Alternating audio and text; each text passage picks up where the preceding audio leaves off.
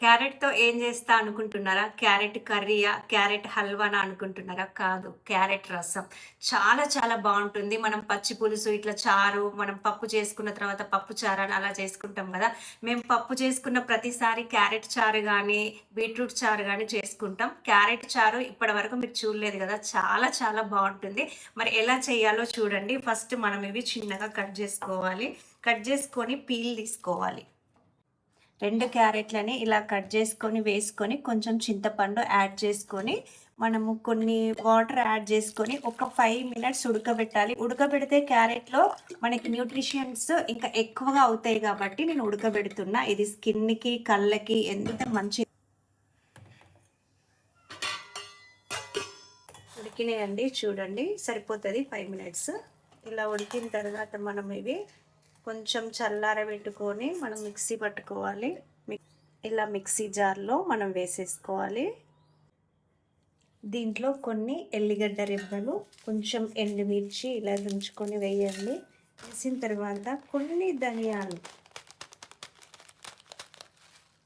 ధనియాలు వేసుకొని మనం మిక్సీ పట్టుకుందాం. కొంచెం జీలకర్ర, సాల్ట్ కూడా వేసుకున్న తర్వాత మిక్సీ పట్టుకోవాలి.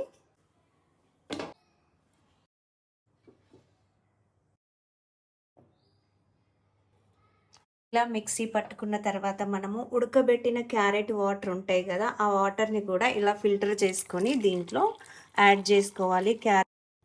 క్యారెట్ హెల్త్కి చాలా చాలా మంచిది. ఇప్పుడు ఈ వాటర్ని ఇందులోకి మనం ట్రాన్స్ఫర్ చేసుకొని ఇంకా కొన్ని వాటర్ యాడ్ చేసుకుందాము. ఇలా యాడ్ చేసుకున్న తర్వాత మనం కొంచెం మెంతి పౌడర్ వేసేసి కనుక మనము పోపు చేసుకుంటే ఇంగువతోని అసలు ఎంత బాగుంటుందంటే అంత బాగుంటుంది. మీరు పచ్చి పులుసును మర్చిపోతారు. ఇలా చేసుకొని ట్రై చేయండి తప్పకుండా. క్యారెట్ తినని పిల్లలు కూడా మీరు ఇలా పచ్చి పులుసు లాగా చేసి గనక మీరు పెడితే వాళ్ళు లొట్కలు వేసుకుంటా తింటారు. మా పిల్లలు క్యారెట్ తినరు అనే వాళ్ళు కూడా ఈ రసం తాగినరండి మా పిల్లలు అన్నంలో తినేసిండ్లని మీరే చెప్తారు. కొంచెం ధనియాల పౌడరు ఒక స్పూను, నేను అందాది వేస్తున్నా నాకు అలవాటు కాబట్టి. ఒక హాఫ్ స్పూను మెంతి పౌడర్ ఎక్కువ వేస్తే మళ్ళీ చేదు వస్తుంది. లైట్గా వేసుకోండి, టేస్ట్ బాగుంటుంది. ఇలా చేసుకోండి, ఓకేనా. మనం ఇప్పుడు పోపు చేసుకుందాము. ఈజీ అయిపోయింది. ఎంతసేపు పట్టదు మనం క్యారెట్ రసం చేసుకోవడానికి. మనం పోపు చేసుకున్న తర్వాత ఎంత టేస్టీగా ఉంటుందో మీకే అర్థమవుద్ది. దాంట్లో ఆయిల్ వేసుకుందాం. క్యారెట్ తినరు మా పిల్లలు తినరు, బీట్రూట్ తినరు అనే వాళ్ళకి ఇలా చేసి పెట్టండి. ఎందుకు తినరు? 100% తింటారు పిల్లలు. తర్వాత ఇలా ఎల్లిగడ్డలు ఒక 2 రెబ్బలు వేసుకోండి.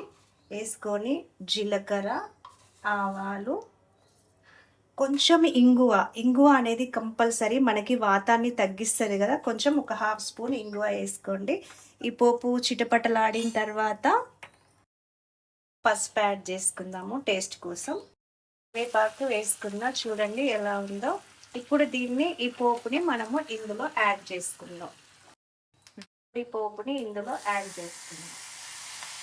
ఇందులో కావాలంటే పచ్చి ఆనియన్ ఇందులో యాడ్ చేసుకోవచ్చు. చూడండి హెల్దీ రసం ఇది. హెల్దీ రసం అంటే ఏంటో మీకు ఇప్పుడు అర్థమైంది కదా.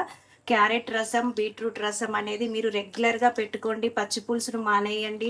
ఆటోమేటిక్గా అందులో చింతపండు కూడా ఉంటుంది కాబట్టి మీకు పెద్ద ప్రాబ్లం ఏం లేదు. కొంచెం డిఫరెంట్గా ఉంటుంది.